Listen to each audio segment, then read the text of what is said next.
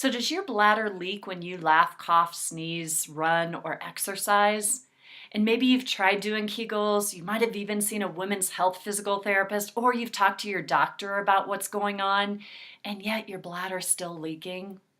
Well, I'm going to share with you exactly what's going on and what you can do about it to help your bladder to stop leaking.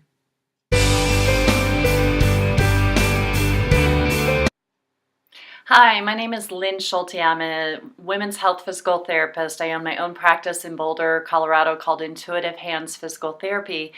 And I am your postpartum recovery expert. For the last 8 years, I've mainly been working with pregnant and postpartum women, and I've learned a ton about the postpartum body, and I'd love to share that information with you so that you can help better manage your body after having a baby. And so today we're going to be talking about bladder leakage after childbirth. And this is a pretty common issue that some women have after having a baby, that whenever they go to laugh, cough, sneeze, jog, their bladder might start to leak. And what, you go to your doctor and your doctor's like, well, everything looks okay there. Just give it a few more months. It might go away eventually. And sometimes it does. So yay if it does. But a lot of times it might not. And what I'm finding is that the bladder really gets tweaked with the way the baby's head comes through the pelvis. So if we have our pelvis here, okay, this is our front view of the pelvis. This is looking down and in. And if this is your bladder here, the bladder actually sits right behind this pubic bone here, okay? And so this is where the bladder is sitting. And what happens as the baby's head comes through the pelvis is it actually gets shifted and squished off to the left-hand side. So when I'm doing my internal work with women, what I find is that there's less space over on the left-hand side as compared to the right-hand side. So just to give you another view of this, so this is a cross-sectional view of you, where this is your pubic bone, you have your bladder, your uterus, and your bowel. And so the bladder, you see the green is the bladder, and then this red is the bladder, is the urethra, and the where the urine comes out. Well, in our body, we actually have a sphincter, a valve that keeps the urine in right where the red and green meet. That's an internal valve, and then we have one down here at the opening called the external sphincter. Now, what happens with the way the baby comes out, oops, put the wrong one down. If you can think about this bladder here and how it's sitting right in the middle, imagine it's squished off to the left-hand side, okay? So instead of being straight up and down, okay, my finger is going to replace the bladder here.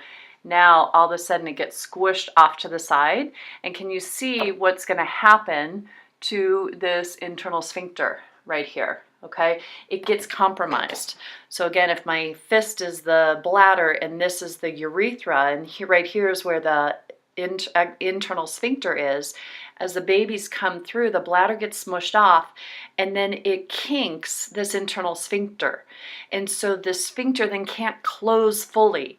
So it might be okay while you're walking around and just moving normally, but if you go to add increased pressure like laughing, coughing, sneezing, you can find that you leak a lot. So when I do internal work with women, I'll assess their urethra. I just use a glove finger. I don't use a speculum or anything. And I will run my finger along the left-hand side of that urethra. So if, again, the bladder here is, this is the bladder and then this is the urethra. Let's see, it's easier to do with this finger because it gets kinked over here. So then when I bring my finger in along the inside here, it'll be shorter on this side and it'll be longer on this side. So that way I know that there's some kink going on there. Also, when I check the bladder compared to the outside vaginal wall, there's less space over here and there's more space over here. Again, that's telling me that the bladder got pulled off to that left-hand side. And so really no amount of kegels is going to change this bladder position. And if you've waited 6 months, a year, and you're still leaking, your bladder's just not in a happy place in your pelvis.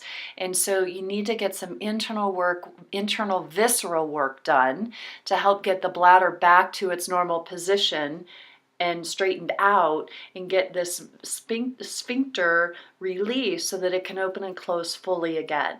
Now, the longer the bladder has been held in this kinked position, the more energy, the more work it's going to need to just kind of remember what normal was again. So the sooner you can come in and get help, the easier it is to release this and help the bladder to remember what normal was or is again. So, it doesn't help to wait years and years to get some help. If you can do it sooner, it's just easier. The longer you wait, the more effort and energy it needs for the bladder to remember what normal was again. So know that there is help.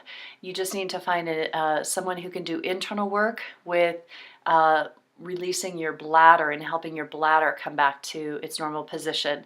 Now, the other key piece to understand about the bladder is that what I'm finding, it's kind of the kingpin for the entire pelvic floor area, and that when we've got increased tension and tone in our pelvic floor muscles, when I release the bladder and get the bladder back to its midline, and I call it happy state, it relaxes the pelvic floor muscles. So if you've got increased tension in your pelvic floor muscles and they're not relaxing, it could be because your bladder's in a state of tension as well. And for some reason, the bladder rules the other tissues in this area.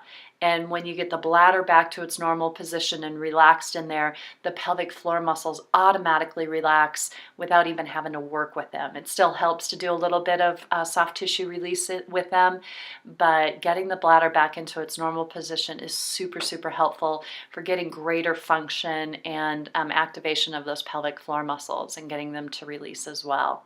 So there's your anatomy and information about why your bladder is still leaking after having a baby.